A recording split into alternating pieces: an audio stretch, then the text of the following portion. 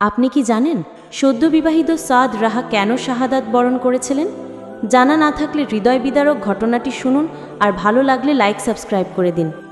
সাদ আল আসওয়াদ আস-সুলুমি রাদিয়াল্লাহু তিনি ছিলেন গরিব, গায়ের রং কালো। কেউ তার কাছে নিজের মেয়েও বিয়ে দিতে চাইত না। সাদ রাদিয়াল্লাহু একদিন আল্লাহর রাসূল সাল্লাল্লাহু আলাইহি ওয়াসাল্লামের কাছে দুঃখ করে বলেছিলেন, ইয়া রাসূলাল্লাহ, আমিও কি জান্নাতে যাব? আমি তো নিচু মাপের ইমানদার হিসেবে বিবেচিত হই।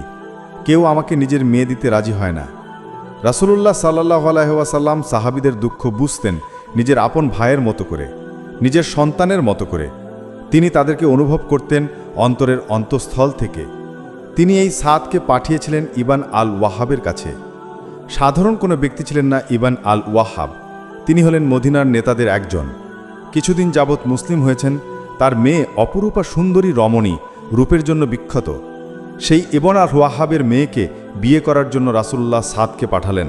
নেতার মেয়ে বিয়ে করবে সাদের মতো একজনকে, যে তার সৌন্দর্যের জন্য এত প্রসিদ্ধ? সে হবে সাদের বউ?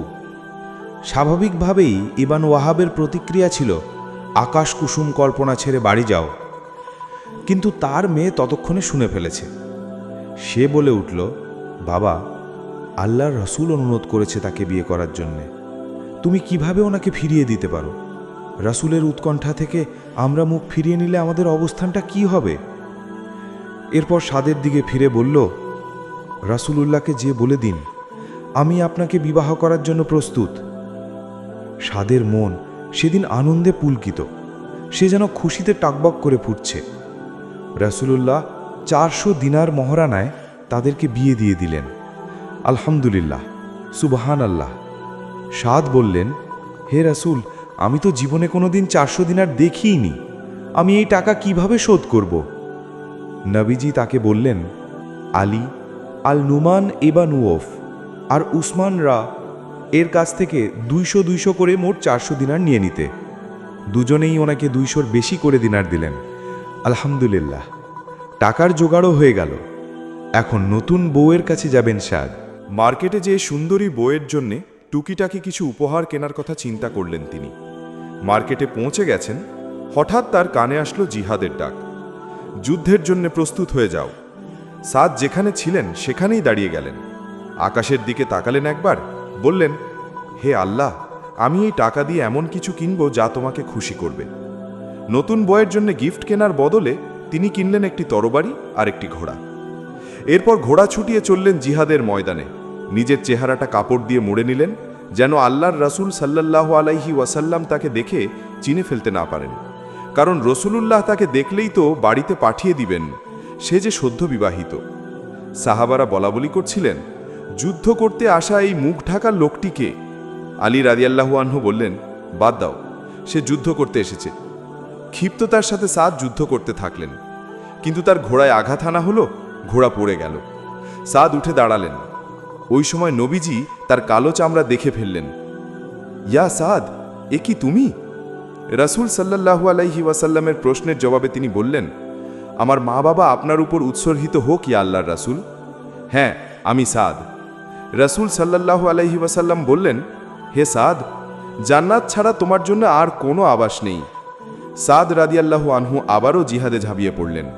কিছু সময় পর কয়েকজন বলল, সাদ আহত হয়েছে। রাসূল ছুটে গেলেন ময়দানে, সাদকে খুঁজতে লাগলেন। সাদের মাথাখানা নিজের কোলের উপর রেখে কাঁদতে শুরু করলেন। তার অশ্রু গড়িয়ে গড়িয়ে সাদের মুখের উপর এসে পড়ছিল। তার সাল্লাল্লাহু আলাইহি ওয়াসাল্লামের চোখ বেয়ে নেমে আসছিল অঝোর ধারা। একটু পর রসূলুল্লাহ হাসতে শুরু করলেন, আর তারপর মুখ ফিরিয়ে নিলেন। আবু লুবাবা নামের একজন সাহাবা ওনাকে দেখে বিস্ময়ে বললেন, হে রাসূলুল্লাহ, আমি আপনাকে এমনটি কখনো করতে দেখিনি।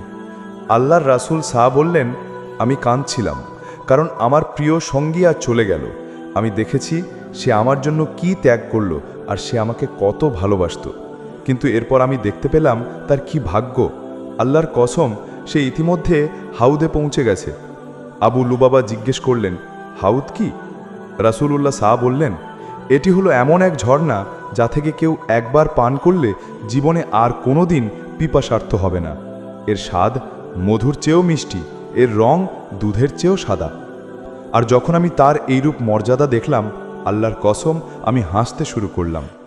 তারপর আমি দেখতে পেলাম সাদের দিকে তার জান্নাতের স্ত্রীগণ এমন উৎফুল্লভাবে ছুটে আসছে যে তাদের পাগুলো বের হয়ে পড়ছে। তাই আমি চোখ ফিরিয়ে নিলাম। নবীজি অতঃপর সাহাবাদের কাছে এসে বললেন সাদের ঘোড়া আর তরবারি নিয়ে আসতে, সেগুলো যেন সাদের স্ত্রীর কাছে নিয়ে যাওয়া হয়, তাকে যেন বলা হয় এগুলো তার বংশধর। তিনি বললেন, তাকে জানিয়ে দিও আল্লাহ তাআলা সাদকে জান্নাতে স্ত্রী দান করেছেন, তারা তার চাইতেও অনেক সুন্দর।